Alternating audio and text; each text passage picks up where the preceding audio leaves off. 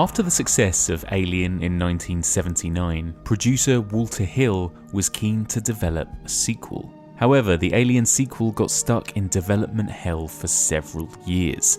Finally, in the mid-80s, 20th Century Fox hired a man called James Cameron to write the screenplay for the sequel. Up until this point, Cameron had achieved success in both the action and horror genres, having written the screenplay for Rambo: First Blood Part 2, directed the low-budget monster movie sequel Piranha 2, and written and directed the dark sci-fi action thriller The Terminator. As with The Terminator, Cameron blended horror and sci-fi with action for his Alien sequel. Coming out the goddamn wall! Look! This wasn't the small, creepy, haunted house in space movie that the original was. This was bigger, more explosive, and more bombastic. Come on, you bastard! Come on, you too! Oh, you want some of that? The result was one of the most beloved and celebrated sequels ever made. A movie that set the template for every horror, sci-fi and action sequel ever since. More kills, more gore, more carnage. Get away from her, you bitch! Join me as we continue exploring the evolution of alien horror, and we discuss James Cameron's epic sequel, Aliens.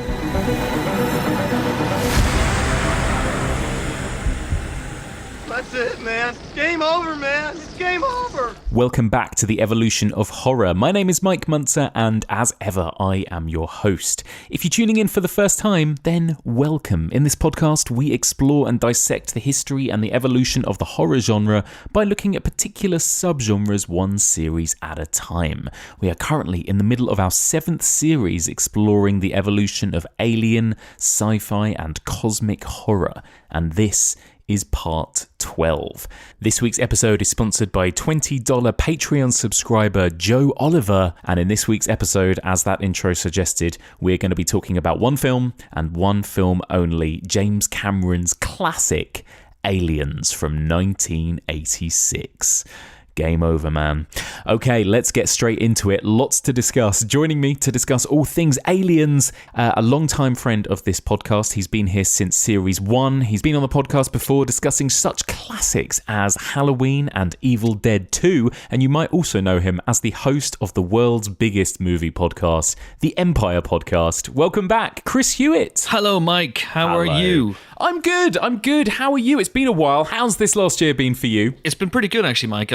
I've been eating healthily, and sorry, hang on.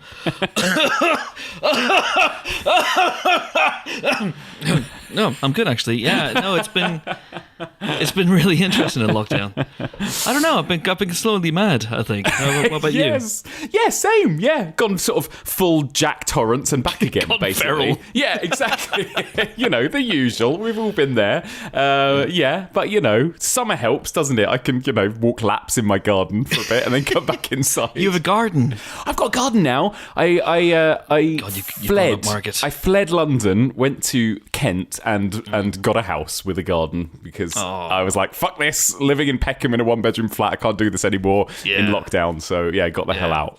We have a balcony. We don't have a garden, but we haven't been allowed to go in the balcony all summer because there's been scaffolding up outside our building the entire summer. So yeah, we've had to watch everyday burly men in helmets walking past our flat, which is fun. And every now and again, you're like, I'm gonna step onto the balcony. It's the forbidden zone. Oh God. What's going to happen to me? Am I going to fall through the balcony to my death? No, I'm good. But someone might see me, so back inside. So it's pretty much like that. So we've been cooped up. By and large, but it's been fine. I haven't been in cryo sleep for 57 years. It could be worse, right? It could be worse. So let me ask you a little bit about this subgenre before we get into Aliens, sci-fi horror and alien horror, cosmic horror, that kind of stuff. Chris, are you a fan of this area of the horror genre? Yeah, very much so. Very much so. The film we're about to talk about, which you've already said, is one of my favorite films of all time.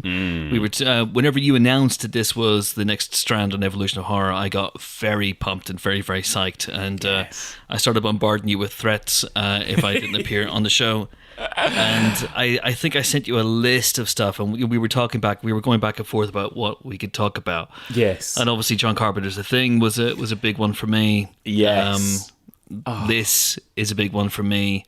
Just perfect films, right? All of these. They're so good. They're so good. I mean, Event Horizon, I think is fairly well known for people who know my work. That I'm a big fan of that movie. And a movie we were talking about just off air is Jack Shoulder's 1988 movie, The Hidden. It might be 1987. Someone's correcting me. I think it's 88, but it might be 87, which is a fantastic Terminator-style movie about an alien who comes to Earth and keeps switching bodies, and he's absolutely reprehensible, or it's absolutely reprehensible, and goes on a crime spree going from body to body, and is pursued by Kyle MacLachlan, who plays some sort of ethereal do-gooder FBI agent. It is absolutely tremendous. Tremendous. I'd never even heard of this, Chris, but now I'm going to have to watch it. And I'll probably be harassing you to come back on the podcast in a few weeks' time. Be like, that movie you mentioned. Yes, please, because any excuse for me to start quoting. I'm going to quote a movie you've never seen, which is I want this car. I need the keys. I quote that all the time, and nobody knows what film I'm quoting. So it would be good to have someone else in the hidden camp. Oh, well, I definitely will. I mean, you had me at Kyle MacLachlan, to be honest. So I'm all over this. Right? Yeah. That's all you need. Yeah. That's the only thing that would have made Aliens even more perfect is if they'd added Kyle MacLachlan. If he'd played the Alien Queen, we'd have been laughing. Oh my God! Imagine. Yes. And obviously, we're talking about Aliens. Last week, I talked about Alien, but let me, before we get into the sequel, just ask you briefly about your thoughts on the original Ridley Scott's Alien, Chris. What do you think of that original movie? Yeah, I think those are the two classics, the two good ones in the Alien franchise. The two good ones. It's such a shame. We've now gone beyond the tipping point with this franchise, haven't we? In the same way with the Terminator movies, where the bad now outweighs the good, and then some. It's tricky for me because there's the age-old eternal question, isn't there? There's the battle between Alien and Aliens.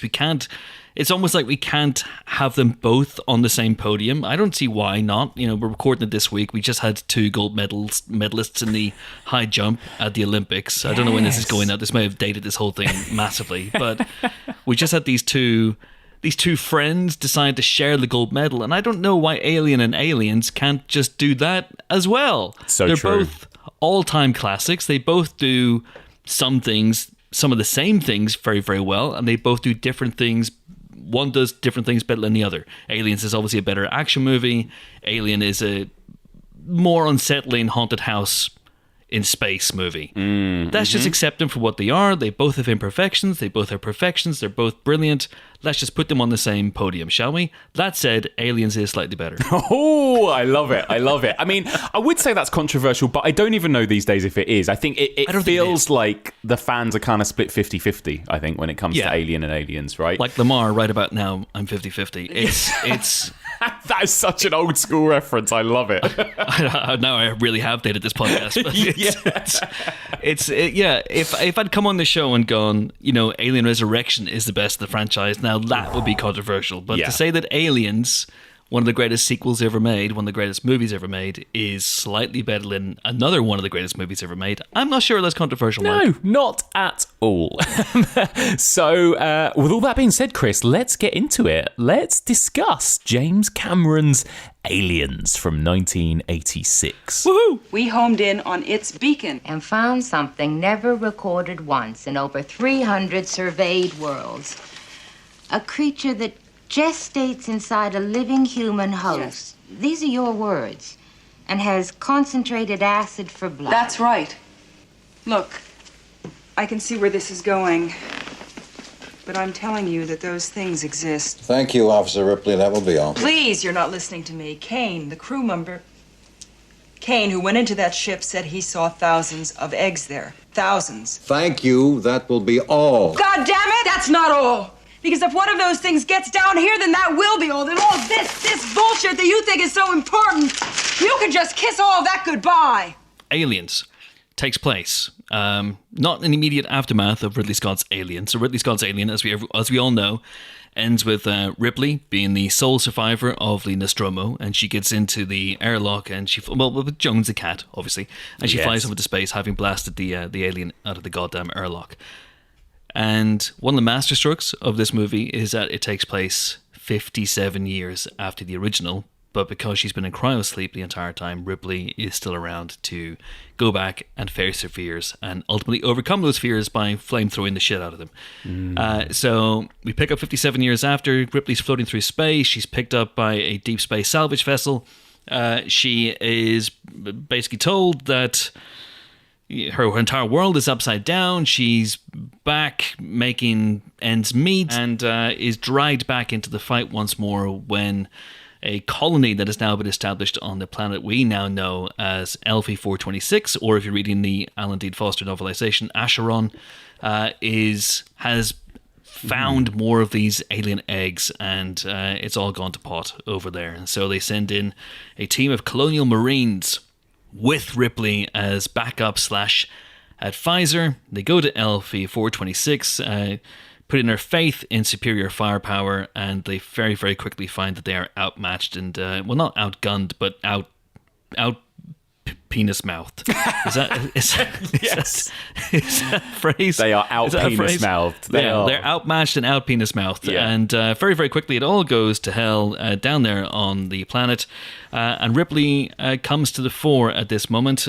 She becomes the de facto leader of the dwindling numbers of colonial marines. And she also forms a surrogate mother-daughter relationship with the sole survivor of the colony, a young girl called Newt. Her name is Newt. Nobody calls her Rebecca except her brother. And that is the emotional heart of the movie, which drives us towards an ultimate confrontation where we discover that the aliens effectively act like bees, I guess, and they have a queen, and we meet the alien queen, one of the greatest villains in the history of cinema, and it ends with a womano, is that the right phrase? Showdown between Ripley and the alien queen, and it ends triumphantly, shall we say? I mean, people know this, right? I mean, I can spoil this stuff. Oh, totally. Yeah. It ends triumphantly. Ripley saves the day, goes back to sleep in the cryo chamber with the sole survivors, with the only other survivors, Newt, Bishop, the android, and Dwayne Hicks, played by Michael Biehn. And that's where the franchise ends. And nothing bad ever happens to those people off screen ever again. No, that is exactly where that brilliant franchise ends, just like The Last Crusade, just like Return of the Jedi. You know, there were no more entries beyond this, right? No more entries. And it's hard to top this movie, right? Especially as far as sequels go. It kind of feels like, I mean, obviously sequels, right? Obviously were a thing at this point, and particularly in the horror genre, you'd had by this point we're on like 6 Friday the 13th films, you know, sequels were definitely a thing, but it felt like this really kind of showed what sequels could do, right? It almost feels like, did this set the template for that idea that sequels are bigger, you know, more carnage, more action? It's kind of like the same as the first one, but more and bigger. Do you know what I mean? Yeah, I see that definitely with Aliens, although I think it also does something new and it builds on the story. So it's not just a retread of the original, which I think is an accusation you could level at Alien 3, which basically boils down to lone alien in dark, harsh environment, picking people off one at a time. Yeah. And Aliens is a bit more ambitious than that. And I love one of the stories, and I don't think this is apocryphal. I'm pretty sure I've heard this confirmed by James Cameron himself in an interview. But there's the amazing story about how he was pitching on an Alien sequel, because basically Fox were fighting a lot of filmmakers, I think, at the time to pitch on an Alien sequel. It had taken them some time to get around to the idea of making one. It was obviously 7 years between Alien and Aliens. Ridley Scott was off doing some other stuff at this point. I think around about 86. What was he doing? He was probably making Someone to Watch Over Me at this point. Yeah. Cameron was, I think, one of the filmmakers hot off the back of the success of The Terminator, who was pitching on an Alien sequel. And he was the one who basically came up with the title Aliens. And the story, I don't know if you've heard this, but the story is that he went to the a board at the end of the room, a whiteboard or a blackboard at the end of the room. He wrote the word alien down.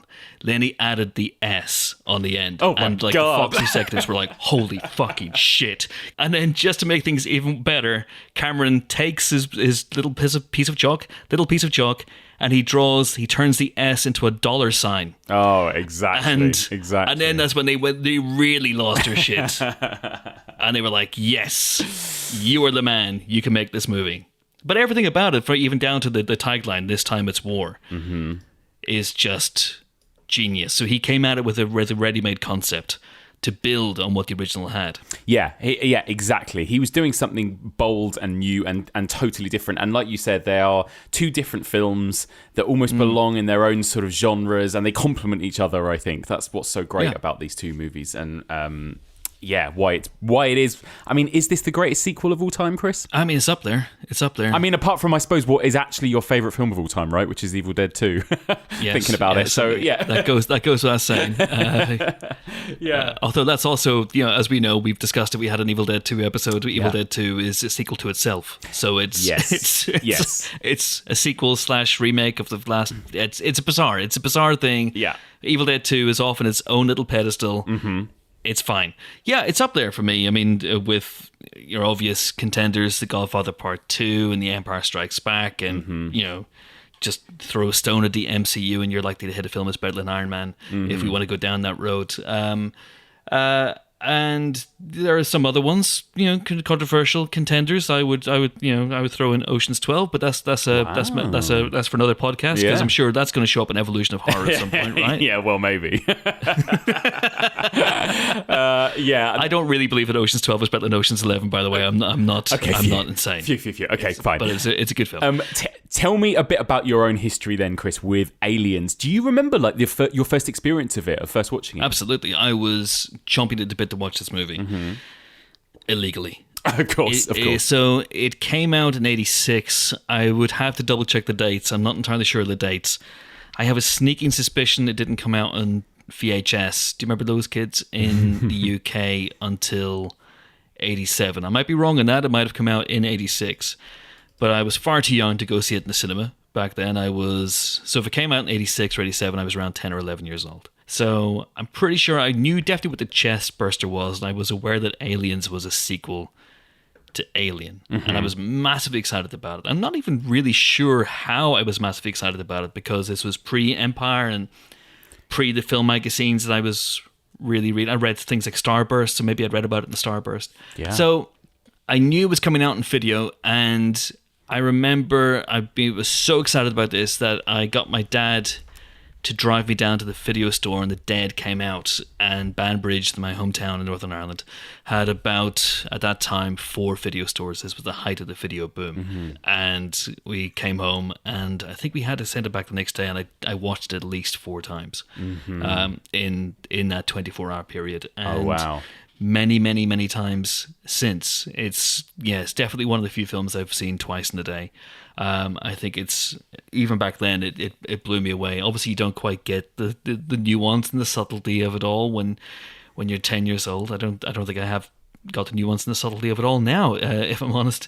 But I just remember being absolutely blown away by it. Oh, me too. I absolutely loved it. And I told this story last week that the first time I saw Alien, the first Alien, which I now love and think is a masterpiece, but first time I watched Alien, I found it a bit slow going. It was too subtle and too low key for my teenage mind, I think. Yeah. And whereas when I saw Aliens for the first time, I was like, holy shit, this is the movie I want right now. I loved it. I loved its non-stop relentlessness. It feels like, in comparison to the kind of the quiet, looming dread of Alien, where it takes like an hour for anything scary to happen, with Aliens it feels like it sort of drops you straight into the action and the horror fairly quick. And even though it's a long film, right, it's over 2 hours, it feels like there's always something exciting happening, See, that's interesting to me, because I actually think that Aliens, one of the things Cameron does really well in Aliens is that he apes the pacing of Alien brilliantly. I remember years and years and years ago, I did an interview with Paul W.S. Anderson when he was, I think he was shooting Alien versus Predator. And I think it was one of the first interviews he'd ever done in that film. And I said to him, hey, listen, Paul, the pacing of this movie is going to be very, very important, right? Because if you look at Alien, it's about an hour before anything happens.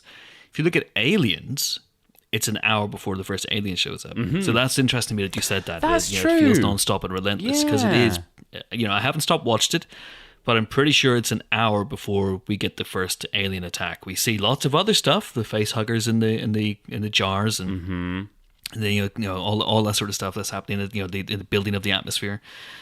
And even Predator takes a fairly long time to really properly introduce the alien. It does. I was like, well, that's key to the success of these movies, this slow burn, the slow pacing. Tell me that you're going to do the same thing with Alien versus Predator. And he was like, yes, I'm going to do the same thing with Alien versus Predator.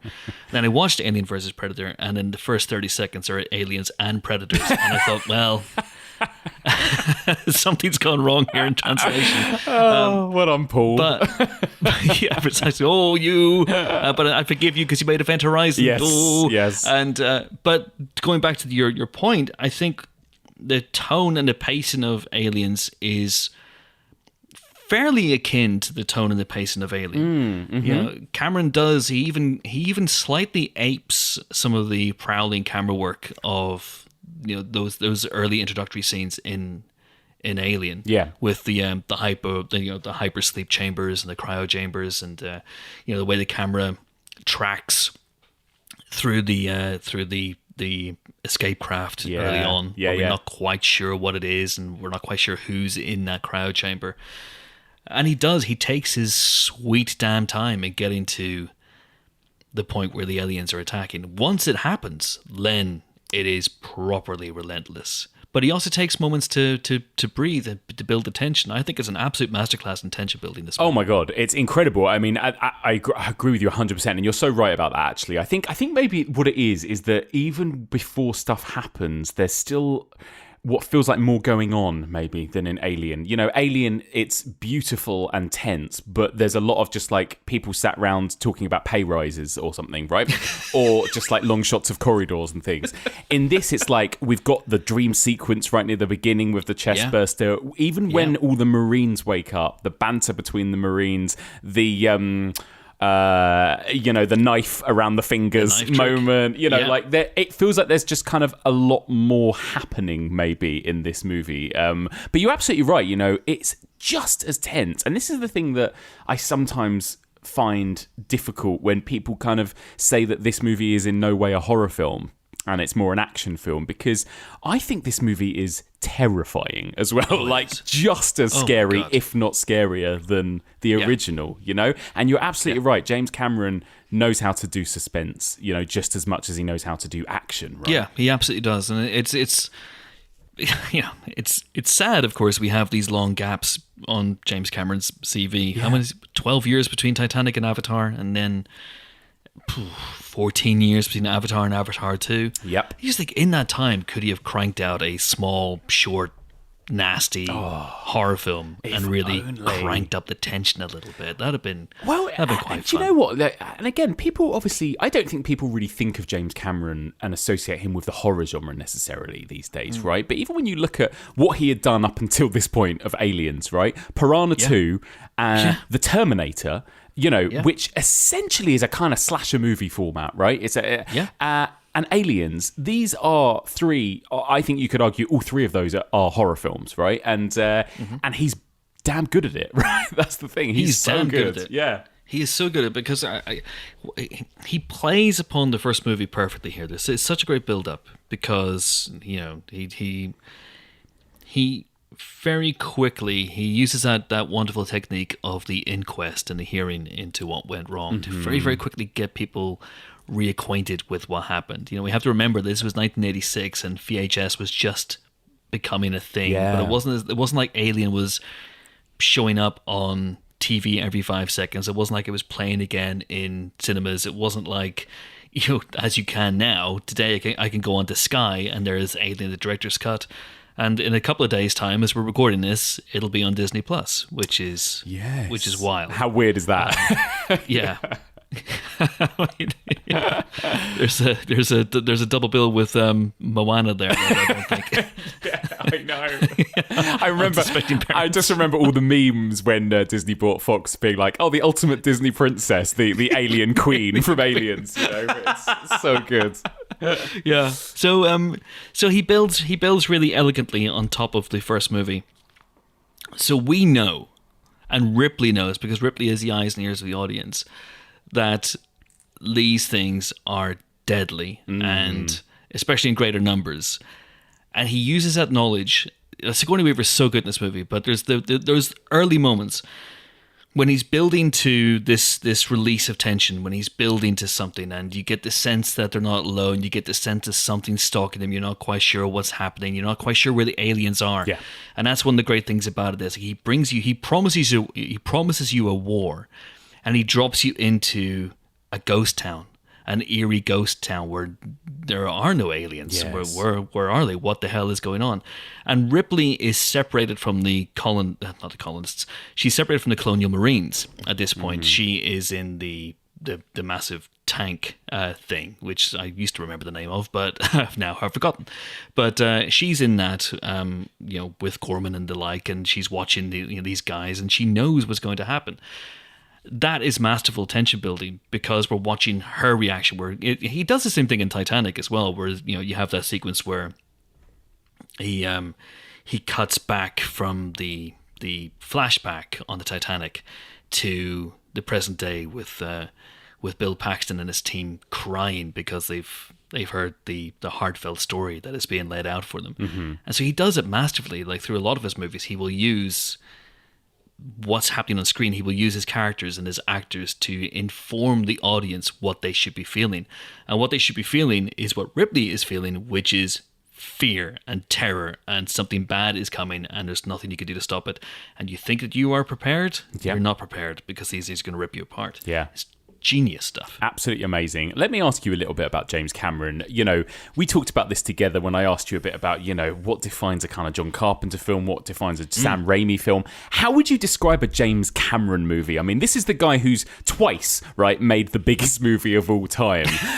But how would you describe his directing style, I guess? Well, I think it's very easy for people to say that there's a lack of emotion and a lack of human qualities to a James Cameron movie. That it's very easy to get caught up in the idea that this man didn't just make the biggest movie of all time a couple of times. He's made the most expensive movie of all time a couple of times. And he's the guy who has been very, very open in the himself and his own admissions about how he would sometimes he wouldn't have treated actors in the most cautious way, shall we say, or he the old Hitchcock thing where you saw them as props that spouted dialogue every now and again. Yes, he's very much changed, of course. But I think when you it's very easy to fall into the trap of looking at Cameron as the technical master, the man who can literally do the job of everybody in a movie set probably better than they can. Like, he has made it his business in his life to learn what everyone does in the movie set so he can do it to the best of his ability. So he knows basically if someone is not up to scratch, or if they're bullshitting him, or if they're not quite there. Yeah. And he is obviously obsessed with technology. He is masterful in the way that he pushes the way that films are made, or the way that films have been made over the years. He is absolutely at the forefront of the technological revolution of cinema. He is obviously obsessed with technology and man's impact, and its impact on man, and in fact, man's impact on the natural world. These are themes that run through pretty much every single one of his movies. There's a nuclear explosion in every single one of James Cameron's movies, with the exception of Titanic. Yes, which is God, that's so true. Yeah, which is wild. So he has preoccupations. Yeah. It's easy to get caught up in the idea that he's a very sleek, very muscular filmmaker who knows action choreography as well as anybody who's ever directed a movie. Yeah. And lose sight of the fact that a lot of his movies, the only reason the fact that his movies work is because of that human connection. The only reason that The Terminator works is because we get to know and care for very quickly Sarah Connor and Kyle Reese. The only reason that Aliens really works the way that it does is because we become hugely invested in Ripley. We become hugely invested in Ripley and Newt. Yes. And we even get to know the Colonial Marines. Yes. There's a big mistake I think a lot of movies that have aped aliens over the years is that they will bring in a group of burly men and women and set them after some sort of threat, supernatural alien, whatever it is, and not take time to properly delineate the personalities and not take time to properly get to know them. And we don't have a lot of time to get to know these characters. And yes, there's a little bit of stock character nature to some of them. But, when Hudson goes, I don't think there's, I think all our hearts are heavy at that point. We really get to know and care for Hicks and Vasquez and even Gorman and, even Burke, who is essentially the villain of the piece. Yeah. Has... If you watch him, he actually has an arc. He has a proper arc, and he the guy who starts off the movie as an ally of Ripley's, I don't think he's entirely bullshitting in those moments. I think there is an element of him. There is someone human in there before he becomes the Weasley pencil neck that he winds up becoming. Yeah. But so he invests in the characters and he invests in the emotional impact of those characters. And it just so happens as well that he is able to marshal an action sequence as well as anybody has ever been able to. Yeah, you're so right about that. I think that's true. I think it's easy to... I think people, the first thing they think of maybe is that he's the man that makes the big action films, the blockbusters, the technology, the special effects, right? But you're right. I mean, what's the real reason that people went back again and again and again to watch Titanic, right? It was probably because teenagers went back to watch Leonardo DiCaprio and Kate Winslet, right? And he knows how to add that emotional heart into these films, and that is where basically he's just a really good storyteller, isn't he? Essentially, I think. And he's really good. And going back to your idea as well about it being a horror film, there were so many great horror beats in this as well. Incredible. And there's so many images that are just nightmare fuel. The bit towards the end when Newt has got separated from them and she's in the water and the alien rises up from behind her in the water is horrifying. Yes. And beautiful in its elegance as well. Yes. There's the little jump scare with the facehugger just thumping against the jar as one of the Marines, I think it might be Hudson, gets closer to it, and then of course there are two master classes of tension within this. Well, three actually, if you count the first attack, from by the aliens on the Colonial Marines.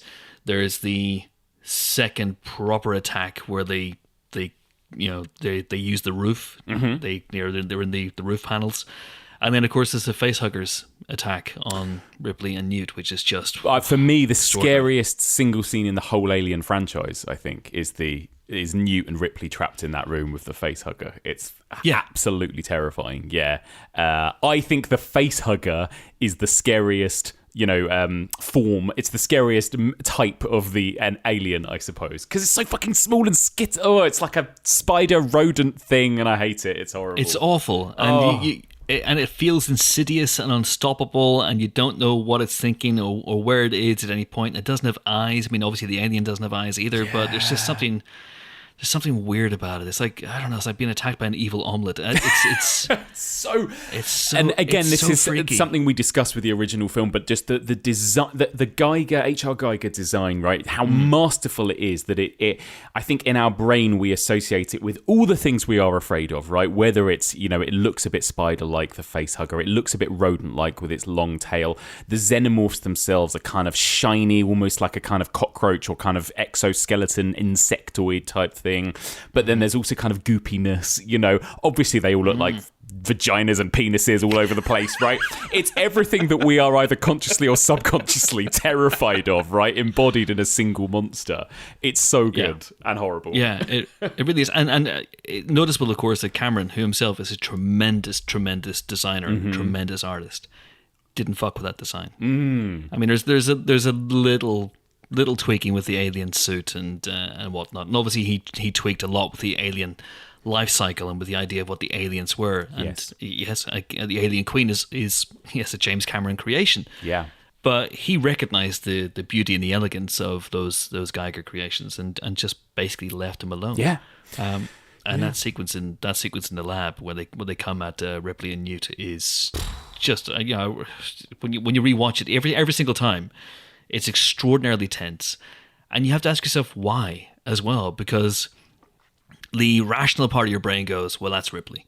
Yes. He's not gonna have Ripley being taken out by a facehugger, and he's certainly not gonna take out the little girl who we all love. Yeah. So there should be no tension in this scene, and yet there is, and it's almost unbearable. It's unbearable. Fantastic. It's absolutely incredible. And, I think, we've had conversations before about this. The horror genre often, with its sequels, can sometimes diminish the power of a monster, right? By explaining it more, explaining the origins of Michael Myers or whatever, right? And we are expanding and explaining a little bit more about the xenomorphs in this movie, aren't we? And, but how do you find that kind of expansion, I suppose? Because in the first movie, it's like, we've got no fucking idea what this is. There's an egg that hatches, it jumps into a body, it then bursts out of it, and it starts killing people, and that's all we know about it. Obviously, we learn a little bit more, like you say. James Cameron himself introduces this idea of the kind of the Queen and everything else. Does that kind of work for you, all of that addition to the mythology, I suppose? Yeah, it really does work for me. And I think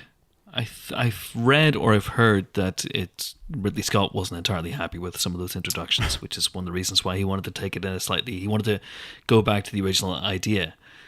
He prefers the idea of giant gods engineering the does. aliens. Right, okay, fine. Yeah, yes, yeah, okay. like giant space jockeys. Yeah. And when you find out what they are, you are going to be so disappointed. you have no idea. I think I love all of Cameron's additions to the alien mythology here. I think it's the Alien Queen is a wonderful creation, terrifying and epic and awesome and awe-inspiring. And the aliens themselves, they're still as scary. Obviously, there's the greater weighted numbers makes them scarier. The acid for blood thing is perhaps the greatest single creation in terms of a weapon in a creature. It's like it's so dark and fucked up. And of course, it plays into this movie in an important way later on. But the fact that what he does is, I think he gives him something that I don't think that the Alien necessarily had in Alien, which is super intelligence. Yes, and it's very easy. Like Hudson, for example, dismisses them as brain dead creatures, and then they're bypassing all their traps, and they're bypassing all their cameras, and they're climbing through the roofs, and they're hiding, and they're wily, and they wait, and they bide their time, and they can find a way around very, very easily. And that's as scary and unsettling as anything in Alien, where you got a sense that there was an intelligence there, but you also got a sense it was quite a basic creature. Yes, that there were times it was just kind of bumbling around the ship and didn't really know where to go. Is it in the ship at the end, the shuttlecraft, by accident, or has it figured out what's going on? Yeah, you kind of get the feeling that in the first film, through most of the film, it's just trying to find a dark, quiet place to hide and then attacks people from there, basically, right? Yeah. And of course, the life cycle, if you especially look at the director's cut, was different in that movie as well, in that it takes Dallas and it is beginning to cocoon him to create a facehugger egg that will then, of course, continue to perpetuate the cycle. Yes.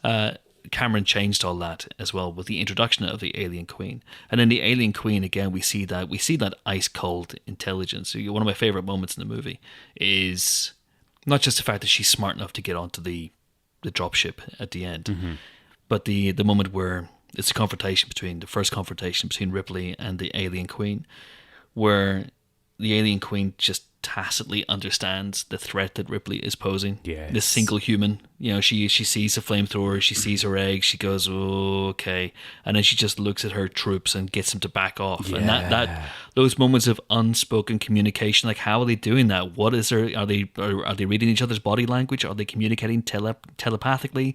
What's going on there?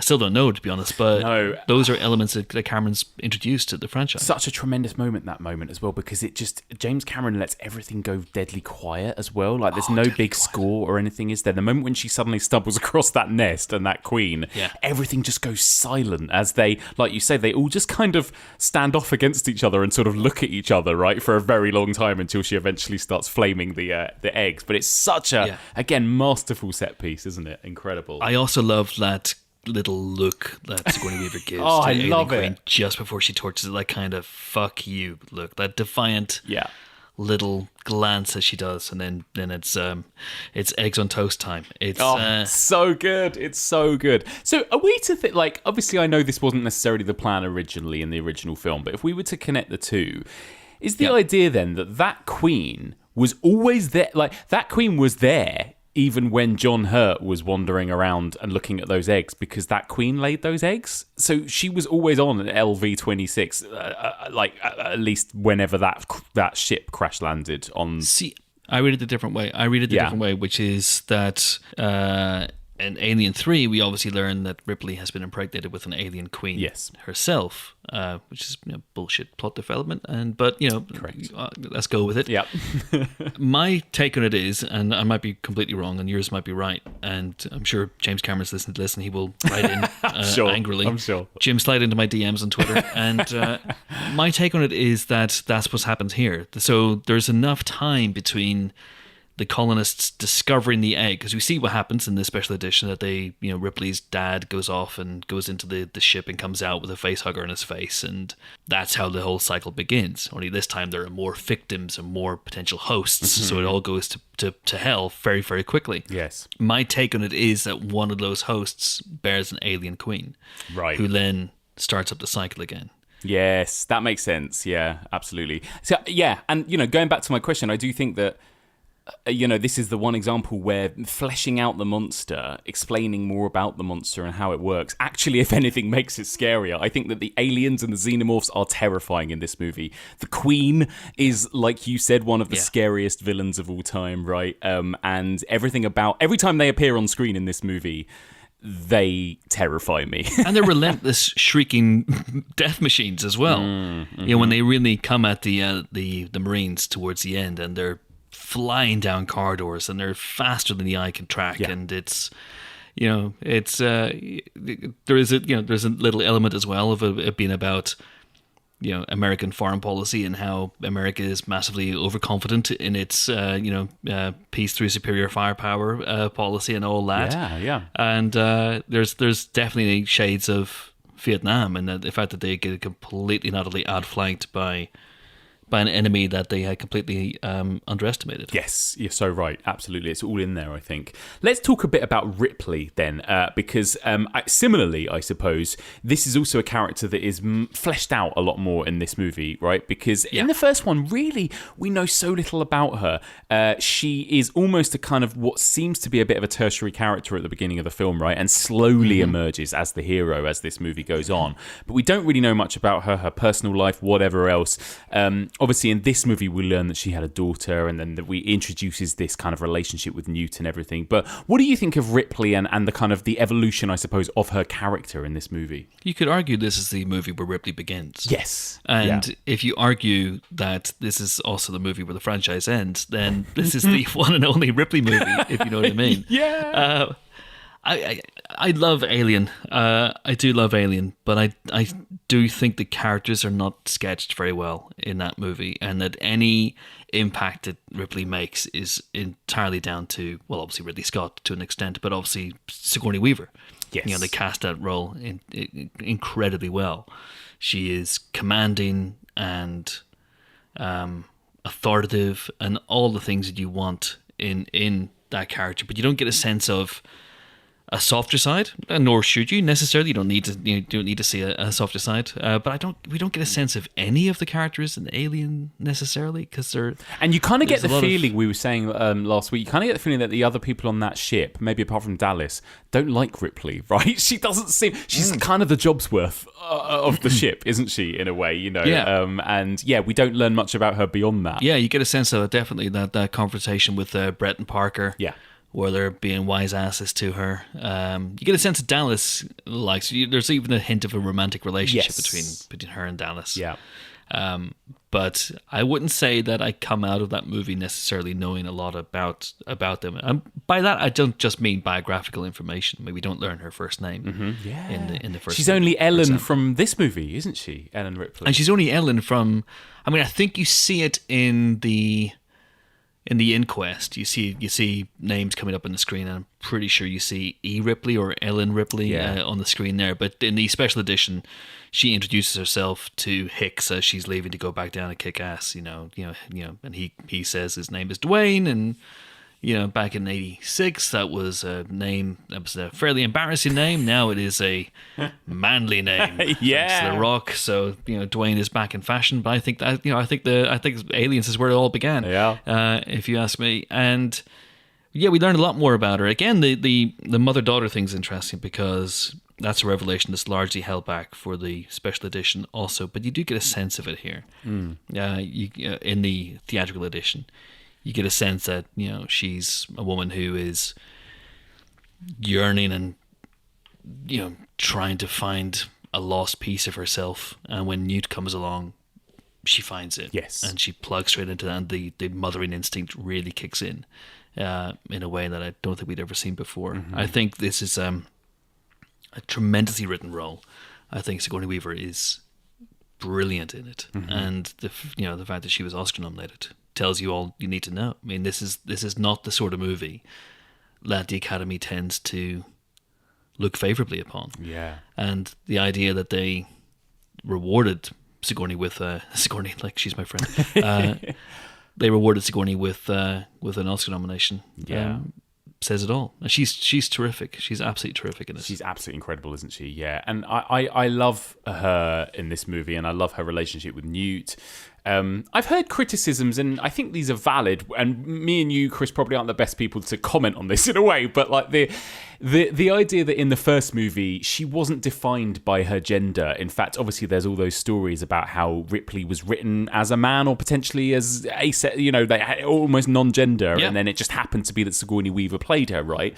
And now we go to the sequel 7 years later, we know that Ripley is a woman, and suddenly she's completely defined by being a mother, essentially, in this film. I don't think she is, though, Mike. I don't think she is. That's certainly not part of her character for the first hour of the movie.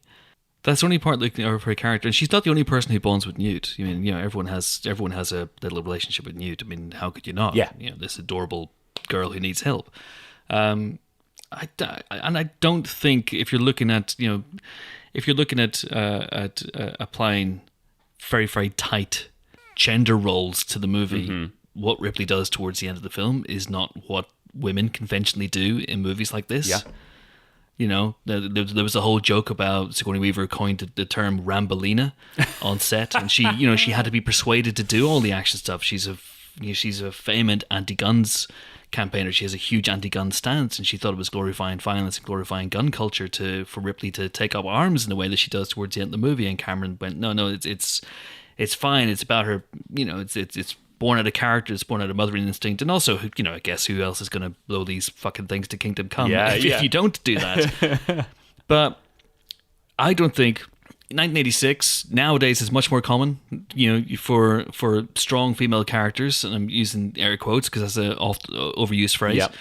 Strong female characters to take up arms and to be the heroes and to have the big array of guns and go after the bad guys in the last act, and that's. But in '86, that was brand new. Yes. And it was always the guys who did that. We're talking about '86 here, so we're post Rambo, obviously, hence Rambolina. It's the same year as Arnie and Commando. We've got one-man armies propagating, and they're growing at an exponential rate on screen at this point. Yeah. And I don't know. I think it's wonderful actually that you have a woman doing it in Aliens. Mm-hmm. And if that's born out of a mothering instinct, then you're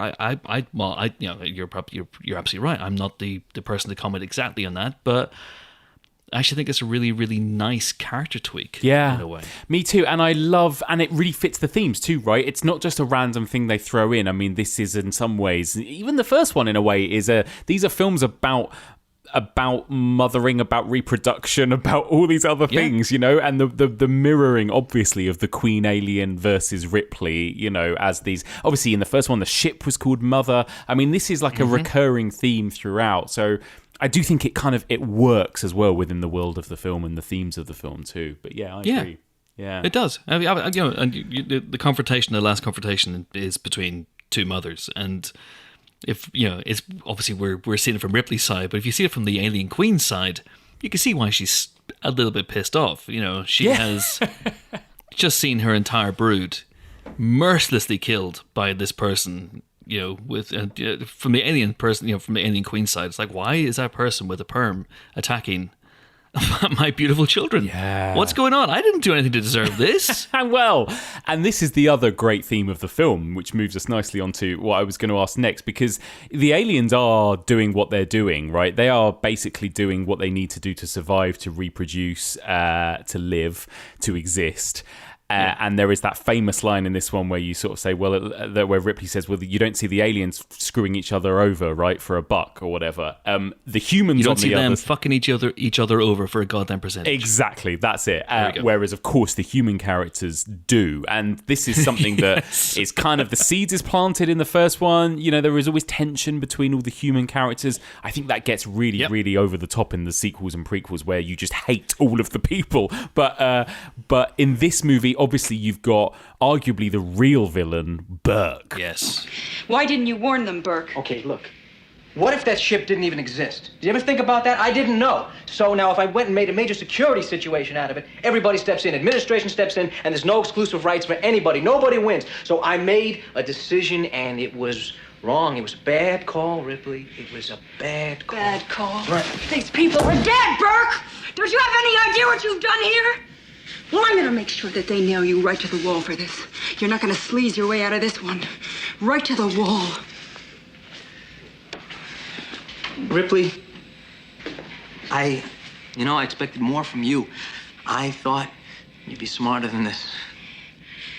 I'm happy to disappoint you.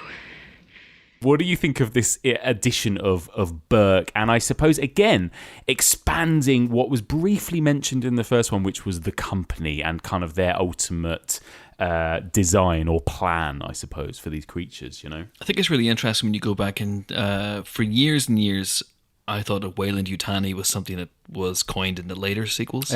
Yeah.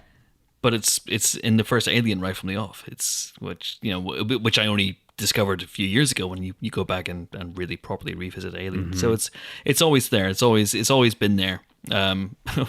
Ironically, in a film made by a huge corporation, which is now part of an even bigger corporation. I know. But it has always been there. It's always been there about corporate greed, and it's always been there that very Cameronian theme about mankind's ability to mete out violence to itself.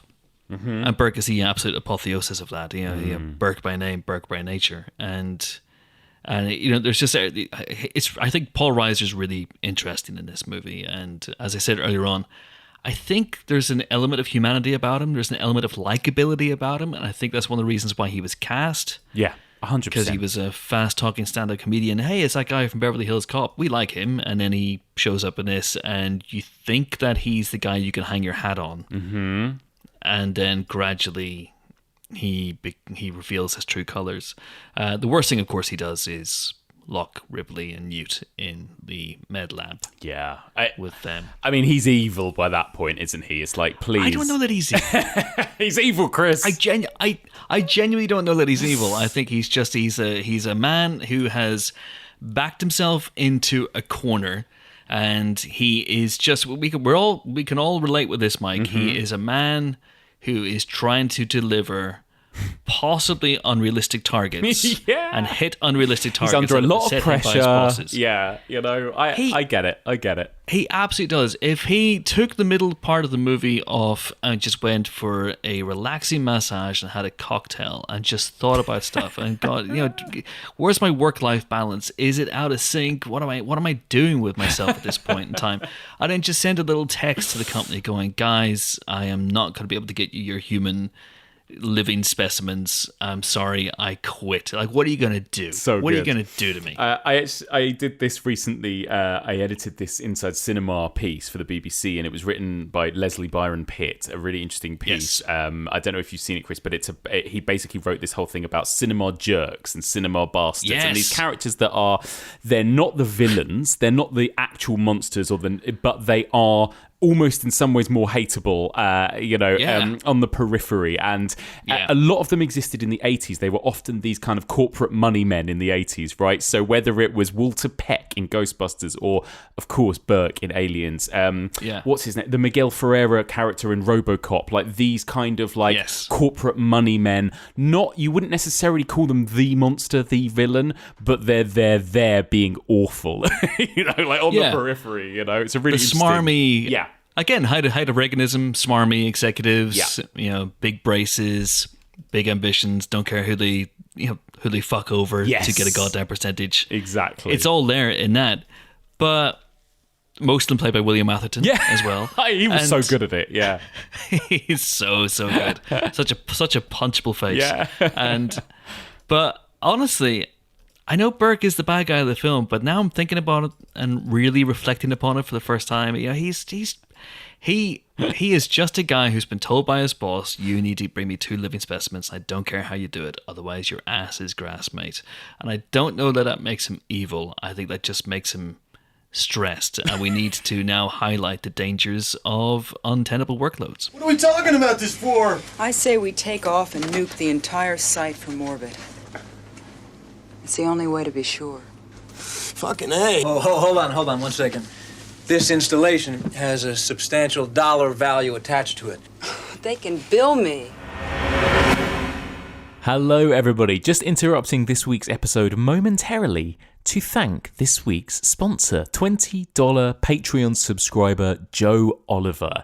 A huge thank you to Joe. Joe, who I've spoken to a couple of times on the discussion group. She's really, really great on there, always getting involved in really interesting, fun discussions. And I actually got the pleasure to meet Joe at the Friday the 13th event that Stevie Webb organised for his podcast Brain Rot. He put on a brilliant Friday the 13th screening. We watched Friday the 13th Part 7, followed by Demonic Toys, which, by the way, is one of the best things I've ever seen in my life. But anyway, Joe was at that screening. So, Joe, it was lovely to meet you in person that day as well. But she sent me this lovely message, which I'm going to read out now. So, Joe says, "Hi, Mike. In my 20s, I was obsessed with horror and had a massive DVD collection, which was my pride and joy.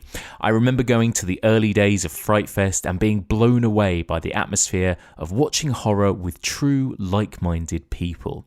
Sadly, life and work commitments took over to the extent I had no time to indulge and the passion slipped away. But this podcast has reignited the fire. Listening to this podcast has educated me so much, I feel like it was a wonderful way of making up all that lost time. EOH has got me through so much in the last couple of years and gave me the escapism I needed. But more importantly, and what I really want to say, is that this podcast has helped me make wonderful friendships. Through the Facebook group, I have met some brilliant people and had some amazing discussions. And there are a few people I would like to mention and embarrass for their kindness and for reaching out to me and becoming real friends even when I'd never met them. I would like to thank Steve Shaw for defending my honour in a rather heated conversation about Bone Tomahawk. Oh God, I can only imagine. We now message loads and he's an absolutely solid guy. Also, Chris Discord, who I met on a group Skype and who has subsequently become a great friend and was even so kind as to send me my first ever Arrow Blu-ray of The Exorcist 3. Amazing. He was even patient enough to listen to me read off my list of notes and talk to me about them. And finally, I would like to thank Errol Flynn, who apparently only lives down the road and we have mutual friends. We've still never met up, but what an absolute star, offering to bring stuff around to me when I was in isolation. This pod is amazing, but for me, the friends I've made and the community that I've become part of is the absolute star of the show. To meet like like-minded, open and generous people was such a surprise and has made my life so much better. Mike, thank you for everything you do. You have brought us bunch of gore-munching, knife-wielding lunatics together, and that's priceless. Now sit back and relax and watch a kick-ass woman beat the crap out of a killer queen xenomorph bitch. I love that ending as well. Thank you, Joe. Joe, who obviously knew that her segment was going to be in this Aliens episode, gave me that little intro, which I love. Thank you so much, Joe, for that really lovely message. Honestly, nothing makes me happier than to hear about that kind of thing. People, you know, forming a community around not just this podcast, but just generally this love of horror. Again, I'm going to say it, and I always plug it every episode, but if there's anyone who's not a member of the Evolution of Horror discussion group, you really should get involved, because you really do get to meet some amazing people. And like Joe has pointed out in that message, you know, you can actually make friends, you can meet up with people, you know, like-minded people, and that's been amazing. So just thank you so much, Joe, for your generosity, and thank you for sending in such an amazing message. And thank you to all of those great people who Joe name-checked as well. You know, Chris, Discord, Errol, Flynn, and Steve Shaw. That's awesome. You're all legends. So one more time, a huge thank you to this week's sponsor, $20 Patreon subscriber Joe Oliver.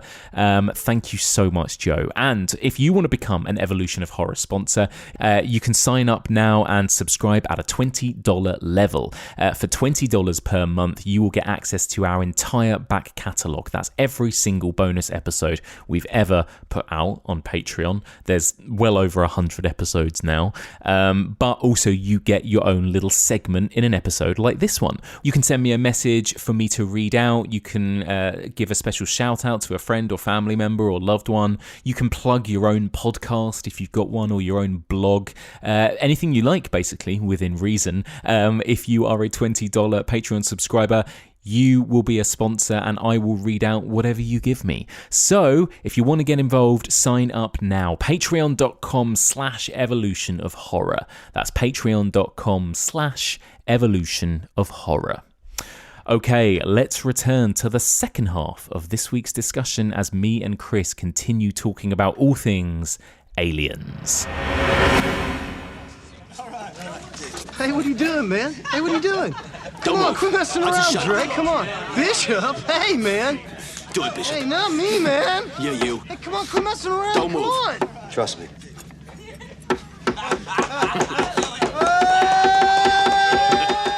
So, Chris, we've talked a little bit about the film generally. We've talked a lot about Ripley, but let me ask you about some of the other characters, the Marines that we're introduced to, right, in this movie. A brand new group of disposable, expendable characters here. We've got Dwayne Hicks, played by Michael Bain. We've got Bishop, the android, played by Lance Henriksen. We've got Hudson, of course, played by Bill Paxton. Vasquez, played by Jeanette Goldstein, and a whole bunch of other people. Compared to the sort of mundane nature of the conversations between the sort of trucker characters, right, in the first film, this is much more heightened, much more macho, you know, a little bit more over the top in some ways, the dialogue, right? But what do you think of this group of characters? I think they're great. I think it's one of the things that gives the film a separate personality from Alien. First of all, you get this sudden, as you said earlier on, you get a sudden shock of banter, and life that's injected into this movie, because they behave together and they talk to each other in a way that's completely different from Parker and Dallas and Brett and Lambert and, you know, all those guys in the first Alien, who just kind of hate each other, and they're sick of it. They're sick of each other's bullshit, and they've got another 2 years of this easily to go, and they just want to throttle each other. Whereas these guys, there's some potentially problematic banter in the workplace, obviously. Different time. It was a different time. There's a lot of real macho energy, isn't there, in this group, you know? But I think deliberately so, again, you know, that they're kind of playing on. But yeah. Very much so, but it was a simpler time in the future. It was a more naive time. When you could say certain things, but yeah, the interplay between those characters is terrific. I think even I've done this in the podcast, the Empire podcast, a couple of times, where James Dyer, who also loves this movie as much, in fact, more than I do, you know, he does know the names of every single one of the Colonial Marines. Amazing. I will stumble upon a couple, but you know, you've got Apone, you've got Crow, you've got Frost, you've got Fiersbowski, whose name I only know because Hicks shouts it out. He goes, Fiersbowski! Yeah. You've got Spunkmeyer, the most unfortunately named character in the history of this franchise. I love it. And you hear them say that name a lot as well, so that one really sticks. Spunkmeyer! Spunkmeyer! You got Dietrich, you've got, there's so many. And then you got the expendable ones. Yeah. And then you have the second group, the second tier, which is obviously Hicks and Hudson and Vasquez and Drake, I guess. Yeah. Comes into that as well. Mark Rolston, who's a really good actor, who of course shows up in things like The Shawshank Redemption as well. Goes on to he's so good to play Boggs and that. He's really, really good. And Gorman, who again is if you're talking about Burke being a stereotype, an archetype, Gorman is the classic overqualified, overpromoted, underqualified lieutenant who's in way over his head and becomes a bit of a heel, and then he gets a heroic turn at the end, a heroic moment of self-sacrifice, which is something that I've seen aped in a lot of movies, most recently Army of the Dead, which is in many, many ways an Aliens remake. But I love those characters. I think they're all fantastic, and we haven't even mentioned Bishop. Oh, Bishop, Lance Henriksen. And again, you forget that obviously the first time you watch this, what they're really doing is they're really teasing this idea that is Bishop a baddie, right? Because obviously Ash in the first one, as an android, as part of the company he was, and they really play on that, don't they? And even Lance Henriksen himself, handsome as he is, it's quite weird, it's quite creepy looking as well, and I think he really plays up to that creepiness in the first half of the film, doesn't he, until he turns out to be a legend and a hero. But I think he does an incredible job in this film.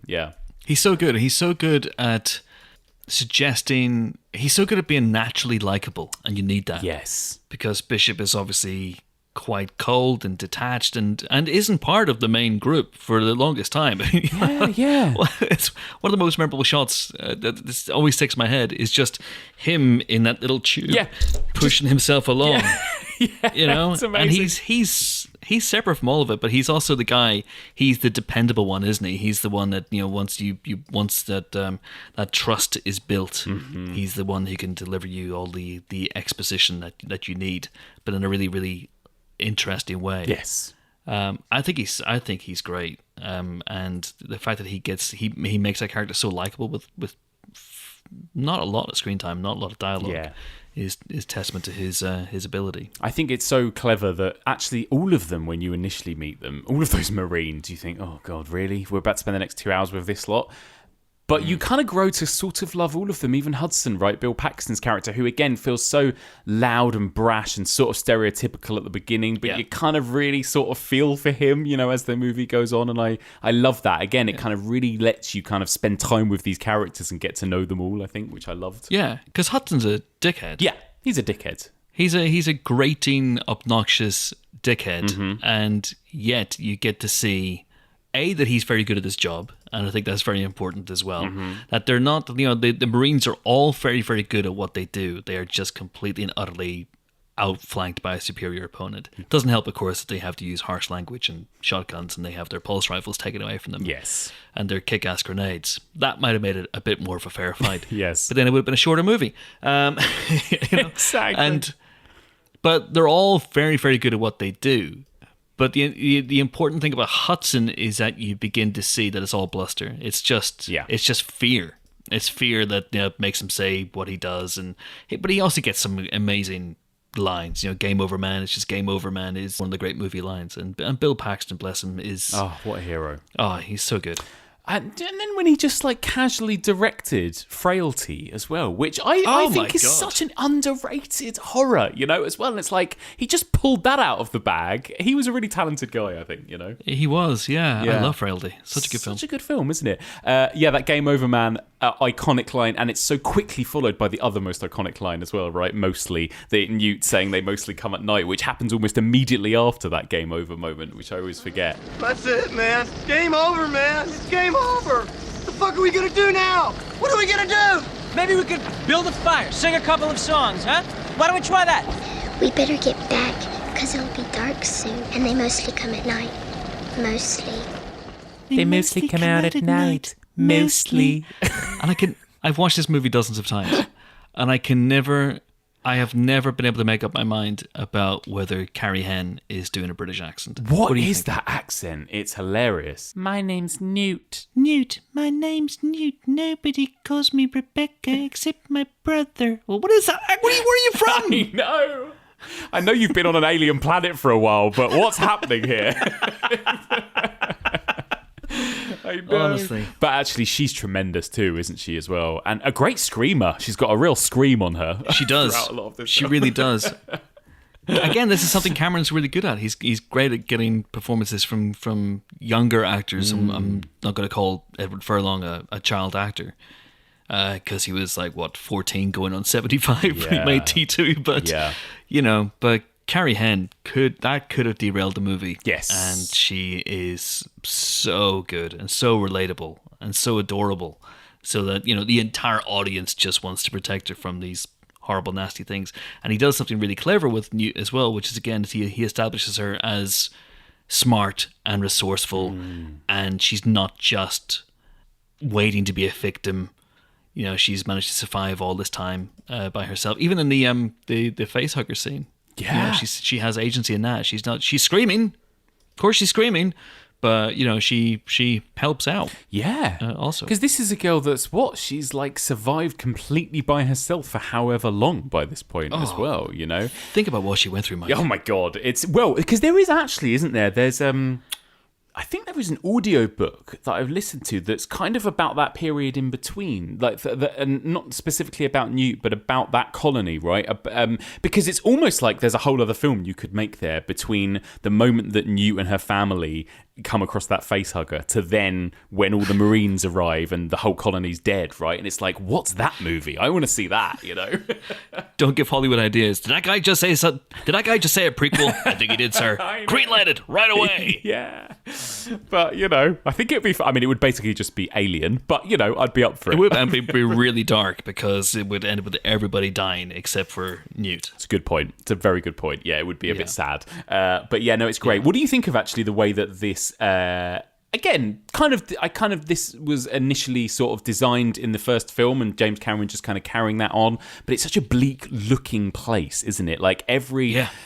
The production design of the planet, as well as all of the kind of interiors, it's kind of dirgy, isn't it? As in a way. But what do you think of just the way this film looks? I suppose I really love the way it looks, because it feels authentic. Yeah, it does. It feels like London in the 80s. Yeah. The 70s and 80s were ugly decades, right? Let's be honest. They were really, really ugly decades. And the thing is, this is not meant to be a hospitable planet. It's a planet that's in the process of being terraformed, and it is... Obviously, it has been established in Alien that it's a dark place with howling winds, and you get the sense it's freezing, and, there's lots of stuff that could probably kill you, not just creatures, but... the elements fall off a rock. Yeah, the elements themselves, and it just feels really uninviting as a place. And but I love it. Also, I think the aesthetic carries over slightly from the Terminator. It does. Yeah, there's a lot of the same color palette, a lot of the same colors are involved here. His camera work has always been very, very interesting and compact, and I really like that kind of. It's not steampunk, but there's a punk aesthetic to there is early Cameron, and it's kind of industrial looking, isn't it? As yes. well, yeah. It's great. I love that stuff. It's great because it's kind of horrible. There's nothing warm or safe about a single set in this film, I think, or a single place that they go to. Everything looks kind of horrible. Yeah, dark, muted lighting and filing cabinets. And that's as good as it gets. It's good stuff. I love it. Yeah. And what about the actual practical effects as well? And I suppose the way that they've kind of achieved the aliens, I suppose the way in which they've updated some of it as well. I think one of the things now with Alien, and I think because Ridley Scott does such a phenomenal job of how of lighting and directing it, it's not too noticeable. But there are moments where you can see, okay, that xenomorph is a man in a suit there moving around. But what do you think of Has James Cameron kind of added or improved anything, I suppose, since the first one in terms of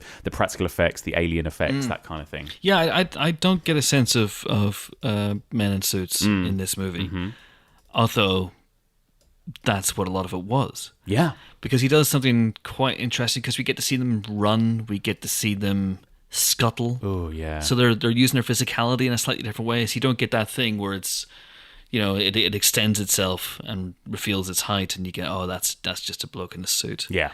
To an extent, anyway. So there's that. I love the fact that it's pre-CG. I mean, Cameron's use of CG is probably unparalleled in modern filmmaking. Obviously he's a pioneer of CG in a lot of movies, The Abyss and T2, of course. But I don't know. I think there's something about the fact that the dodgy CG creature in Alien 3, the dodgy CG creatures in Alien Resurrection, and pretty much everything that's come after it. Yep. CG doesn't move the same way. Just it looks fake. Yeah. This was the last pre-CG Alien film, wasn't it? Yeah. Sad. And there's real heft to the way they move, and Stan Winston's Alien Queen is just an amazing creation. Phenomenal. Absolutely phenomenal. I want to finish by talking about some of our favourite bits, really, but I'll start with that, because that for me is... Could be here sometime, Mike. I know, right? But it's like, that is the moment when I remember the first time I watched it breaking out into a cold sweat, where Ripley just, and again, we have touched upon it already, but that moment when it all goes silent, when Ripley suddenly looks around and finds herself just surrounded by eggs. And again, it's not like a jump scare reveal or anything, but just that slow reveal as we kind of move, the camera moves up the body of that sort of egg sack and eventually reveals that quiet, massive, terrifying alien queen just looming over her. Oh, it's just one of my favourite moments in cinema. I love it so much. It's the most disgusting egg sack since I bought a bag of eggs at Morrison's for 50p. It's absolutely gross. I love that sequence, and the way the alien queen, because you get a sense that this is so, because it's been speculated on, hasn't it? Bishop has said, "Oh, they might have a queen," but in such a way that it's not. It doesn't feel like foreshadowing. It doesn't feel like a clumsy setup. No. How do these things work? And then later on, although now I think about it, I think that might be special edition as well. But when we see her, you get, oh, what the hell? This thing is bigger, looks different. And then she stands up, and she tilts her head up, and that's the moment when you're going, okay, this is new, this is interesting, this is different. Yeah, this is going to be a something for old Ripley to deal with. Amazing stuff. I think the entire film holds up because most of it was done practically. Yeah. I think there's only one obviously glaring bit for me, and that's the bit when after Dietrich and Spunkmeyer have been attacked on the dropship and they're coming to collect the survivors to take them back to the Sulaco, and it crashes, and in the foreground you have the actors running, and it's back projection of the spaceship crashing. Oh, yes. And that looks like back projection. And that's the only thing in the movie, for me, that doesn't hold up. Otherwise, everything is tip-top. Yeah, I completely agree with you. It's hard to find fault in just any of the way this film looks. Absolutely. I want to give just a little bit more love to two scenes that you've already mentioned earlier, Chris. For me, the two scariest moments in the film, like you said, two of the scariest moments in horror cinema, full stop, I think. The first one is a kind of update of the motion detector scene in the first Alien, right? The scene where Dallas is killed in the air vent, which is a tremendous jump scare. They kind of one up that in a way, don't they, with this one, where they're surrounded by multiple xenomorphs. They can see on the motion detector that they're getting closer and closer, but they don't know where they are, and they're going 5 meters, 4 meters. Remember, short controlled bursts. 8 meters. 7. 6. Can't be, that's inside the room. It's reading right, man, look. Well, you're not reading it right. 5 meters, man. 4. What the hell? And then, of course, there is just that look of absolute panic as all of the characters glance upwards and see that there are vents above them, grated ceiling vents, and that the aliens are above them.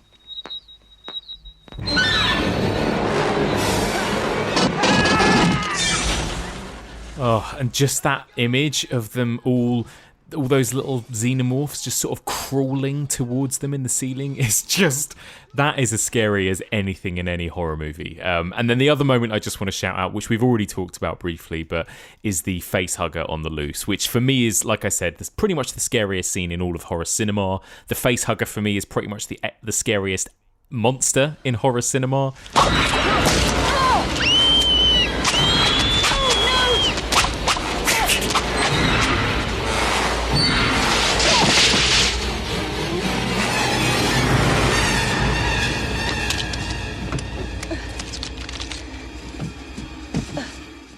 And the way that scene is staged, it's quiet, it's full of suspense. We're in this room with lots of furniture, lots of stuff, and we know that somewhere in that room scuttling around is this killer thing that is going to jump at one of their faces at any moment, and it's just unbearable suspense.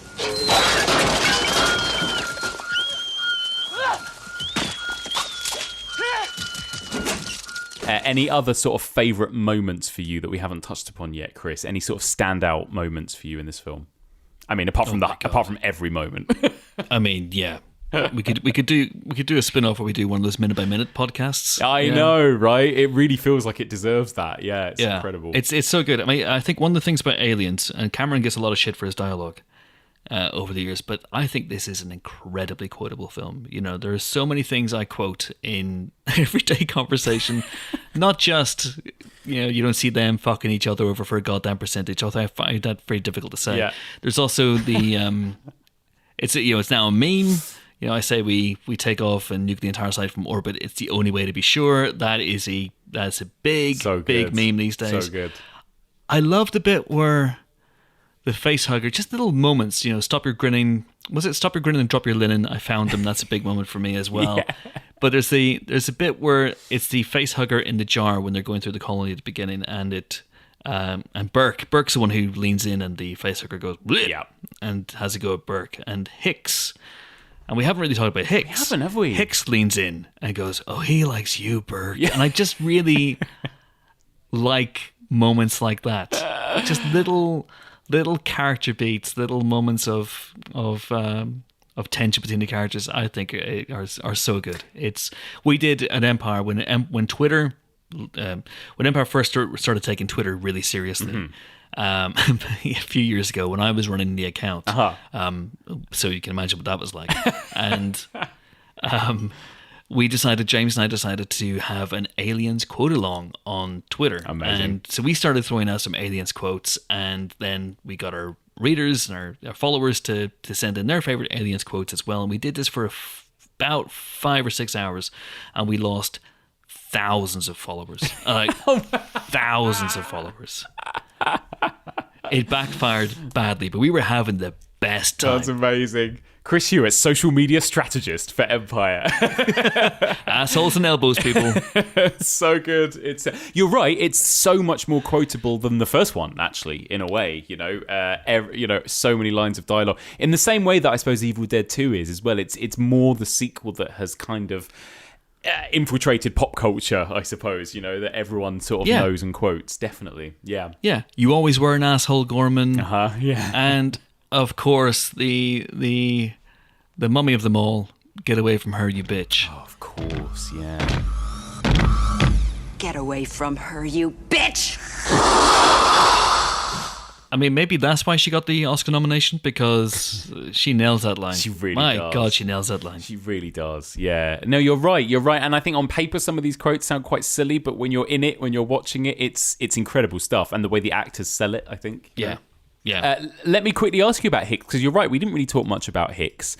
The other hero, I suppose, in a way, of this film. What do you think of him as a character? Yeah, I think he's great. He's the dependable, solid...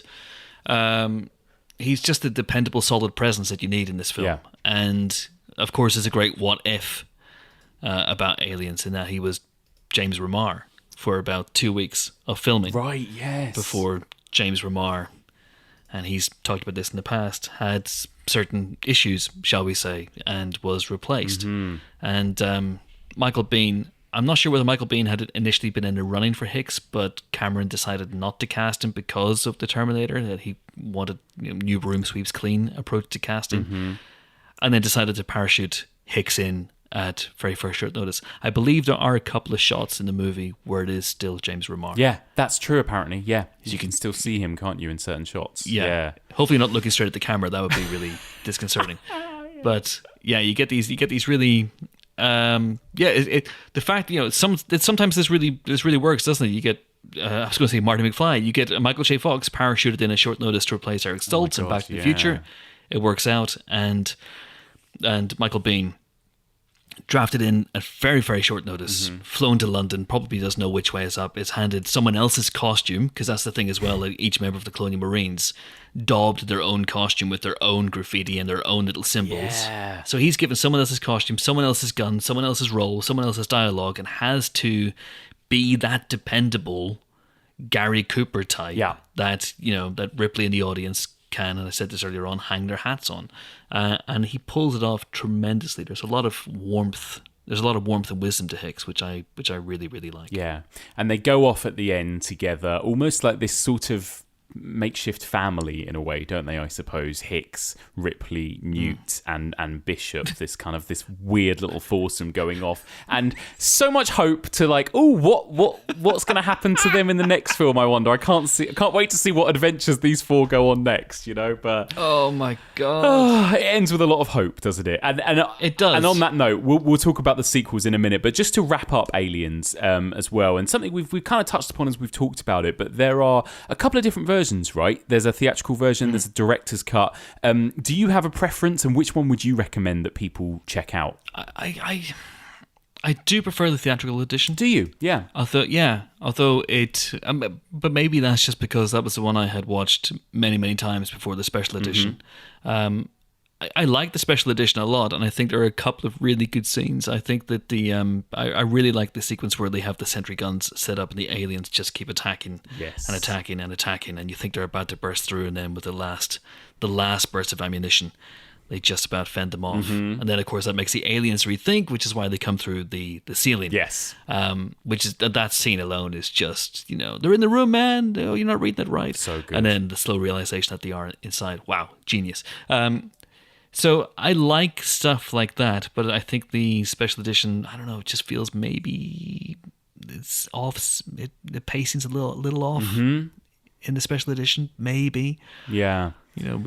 So often the way, isn't it, with director's cuts or special editions and that kind of thing? It does affect the pacing for that exact reason, because these other moments are dropped in at different places, I think. Yeah.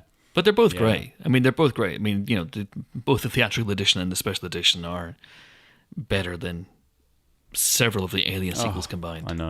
I know.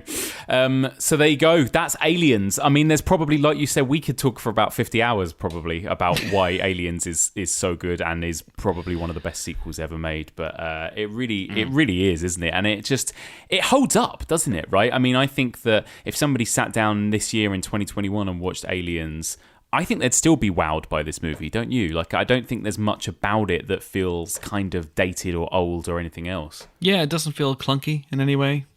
Yeah.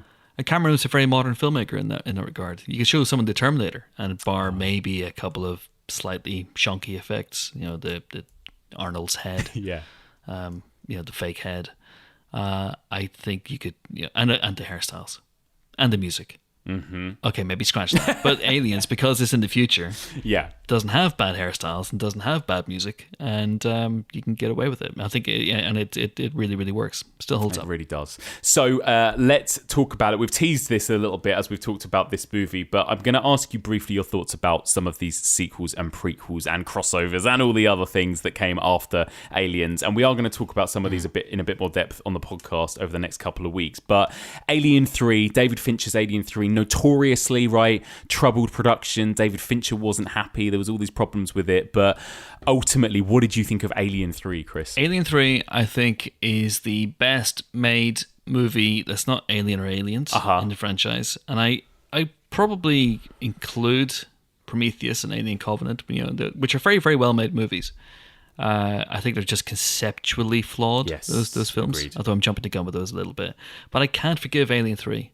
Mike. I can't because the decision to kill Bishop and Newt in particular, and Hicks off screen in between Aliens and Alien 3, still to this day is one of the most baffling decisions I can think of. It completely and utterly diminishes Aliens. It robs the climax of Aliens of a lot of its power. Prior to Alien 3, I used to not just watch Aliens in its entirety. I used to put on the last 10 minutes. Yeah. Just the last 10 minutes. Because the sequence where Ripley has faced off against the alien queen, and she gets up with Newt, and obviously the planet's about to explode, and self-destruct sequences kicking in, and she gets up to the platform and finds that the dropship has gone, and she thinks that everything she suspects about androids is true, and that Bishop has fucked off and betrayed them. And then he appears. She gets onto the dropship. Still not sure how the alien queen does at that point, but that's okay. We'll fudge it. I just like the idea of the alien queen just like creeping about and creeping up. Din, din, din, din. Shh. A wascally wab. And so Ripley, they get out the dropship, and James Horner's score kicks in. It's Bishop's Countdown on the soundtrack. If you haven't got the soundtrack, get the soundtrack. It's one of the greatest tracks. And the music builds this crescendo as they get away from as they punch at Bishop, and they get away from the reactor, and then it explodes behind him. That moment, every single time, even though I knew what was going to happen, it gave me a rush of adrenaline. It was incredible. It was, and obviously is still, just a superb bit of filmmaking. Yeah. Everything just working in sync is beautiful. And then Alien 3 comes along and you go, well, what's the fucking point? Because they're all going to die in about 5 minutes. So what's the point of this? Oh, it's so sad. It's so sad. And it's not just that awful sin. I actually find the rest of the film pretty bad, personally. And I it's been a long time since I've seen it, and I do need to give it a rewatch. But my main memory of it is lots of miserable, bald men and not much happening, and not much suspense, and bad CGI aliens. I think you just described the Empire Office, in fairness. Yeah, that's any press screening right now. But yeah, it's I don't know. I didn't love it either. But I know that a lot of people really stick up for that one, don't they? It has its apologists and people that really defend it as well. I'm excited to actually give it a rewatch to see if I change my mind on it. Alien Resurrection, the bonkers fourth movie, directed by Jean-Pierre Jeunet and written by Joss Whedon. What did you think of this one? This is a movie I've seen once. Yeah. And I didn't like it at the time. Mm-hmm. I've since gone back and revisited a couple of sequences from it, because it does have that really cool underwater sequence.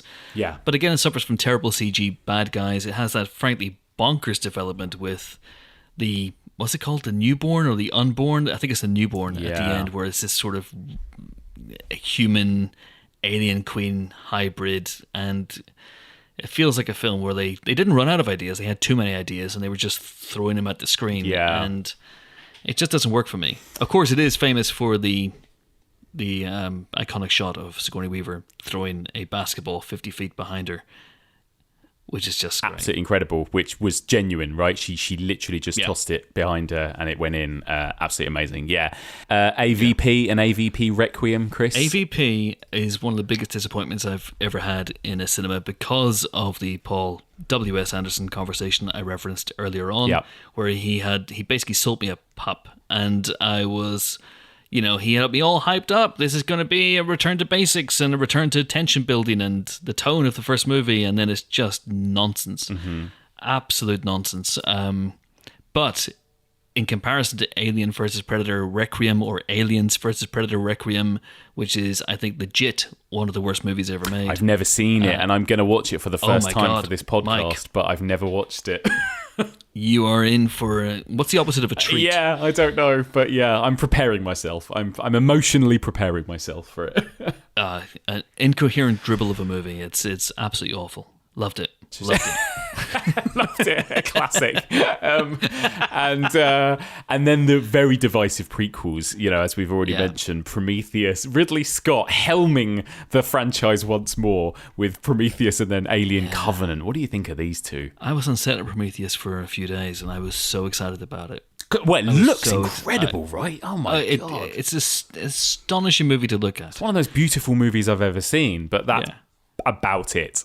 Yeah. And because it's one of those things where you know what they're going for thematically. Yeah. But it just doesn't work out because, again, and it's the same thing with Alien Covenant, as I said earlier on, the plotting requires characters to act in a way that would just be antithetical to the way that people would genuinely behave in situations like that. And it doesn't quite know, especially the first one, I think Prometheus doesn't quite know what it is. Is it a grand sort of, philosophical treatise on man and humanity and gods and all that? Totally. Or is it a straightforward alien movie which people are being picked off one by one? Yeah. And I have fun with some of those aspects, but not a lot more. And it's a shame because I think everyone involved had the best of intentions. Of course. And then Alien Covenant is just a sort of more down and dirty version of that with, some decent kills. But at that point, if you're talking about an alien movie in those terms, then we have hit Friday the 13th, Phil, haven't we? We've hit. What do you think of the movie? It was all right, but there was a decent kill. Yeah, that's it. It's the Jason X, right, of the series, where you're like, well, there's a couple of great kills, but other than that, don't remember much else. It's it's true.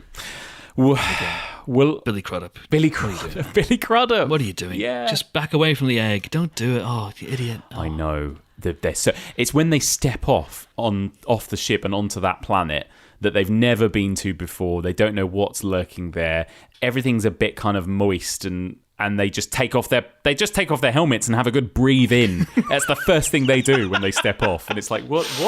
You're all scientists, aren't you? Drink it deep. Drink it deep. Jeff, you're growing spines out of your back. Am I? These people would definitely be like the anti-mask brigade, like these characters. They're like, fuck the helmet, we're going to get off and, wander around this planet. You know what? Actually, maybe watching this through a pandemic prism might reveal it to be some sort of masterpiece. Yeah, a real accurate portrayal of humanity in the future, maybe. Yeah. Who knows? So there you go. Well, thankfully, Chris, we'll always have Alien and Aliens, won't we? That's the thing. Oh, we'll always have Thank you, Mike. I thought they were going to be deleted, so you've reassured me. I know, don't worry. Even though Disney own them, they're still around. They still exist. I have physical copies. Copies. That's it. And you cannot get those. Well, you can. I mean, they're very easily gettable, but for now, don't take them from me is what I'm saying. Exactly. Everyone keep hold of your physical copies and treasure them. So there you go. Well, Chris, it's been an absolute pleasure as ever. Thank you so much for joining me to talk about this masterpiece of a movie. Oh, Mike, pleasure as always. And my last question for you, and we've probably touched on this already, but my last question for you, as always, is going to be: what is your favourite movie in this subgenre? What is your favourite ever sci-fi horror movie? Is it Aliens? It's Aliens. It is Aliens. Well, there you go. Well, that's an easy answer. Well, actually, no. See, now I'm thinking about it, because if I did a top 10, and I don't do top 10s very often. But I used to, if I did a top 10 movies of all time, then Aliens and The Thing would be on there. Yeah.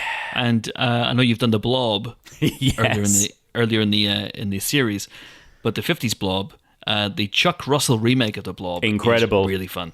Incredible. Watched that for the first time due to this series as well. I've just watched it for the first time and I couldn't believe it. I was like, where has this movie been all my life? This is phenomenal. Yeah. I love it. Well, Chris, thank you so much. And just remind us, where can people find more of you? If they want to hear more Chris Hewitt out there in the world, where can they find you? They can find me on Twitter. I'm at Chris Hewitt. You can find me occasionally on the Empire Twitter feed, but not driving people away with Aliens quotes. That's Empire Magazine. And you can listen to me, if you want to listen to more of me being an idiot, on the Empire Podcast. A new episode out every Friday. And we have a spoiler special subscription channel where we have amazing spoiler special podcasts lurking behind a paywall, but it's only $2.99 a month, so come on in, folks. The water's lovely. The host one I'd recommend especially because I'm in it. You are in it. Yes. You are. That new movie host. Come on, everyone. Go and check out the spoiler special. Go and check it out. That's a 2.5 hour spoiler special for a 56-minute long film. So When I say $2.99 a month, you are getting your money's worth. You're getting the 6-hour Chris McQuarrie Mission Impossible Fallout spoiler special. We just put up a 3-hour one for Black Widow. And let me tell you, folks, it is definitely quantity over quality. But I would strongly urge you to subscribe. Plug ends. Love it. Chris, thank you so much for joining me. Thanks, Mike. And that's it for this week. Thank you so much for listening, and a huge thank you one more time to my brilliant guest, Chris Hewitt. Such a treat to have Chris back on the pod. So I would love to hear from you guys. What do you think of Aliens?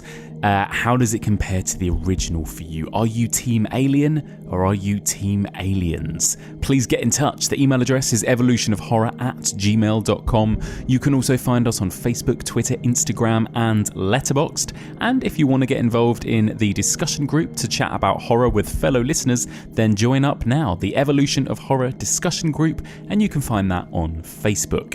If you want to support this podcast and get treated to regular bonus content, then sign up to our Patreon. This weekend we're at Fright Fest, and me and Louise Blaine will be bringing you daily coverage of all of the best and worst stuff at Fright Fest, and that will all be on our Patreon for $5 donors. Patreon.com/evolutionofhorror.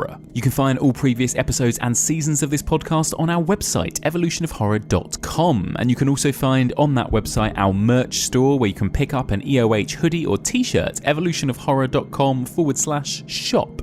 You can find this podcast in all the usual podcast places, and if you get a spare minute, I would be so grateful if you could drop us a rating and review on Apple Podcasts, which really helps us get discovered by new listeners.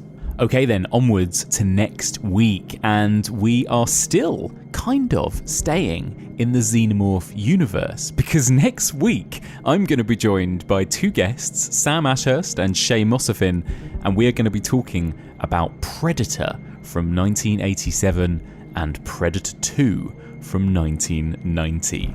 That's going to be a very fun discussion. Cannot wait. Join us next week for all of this and more on the Evolution of Horror.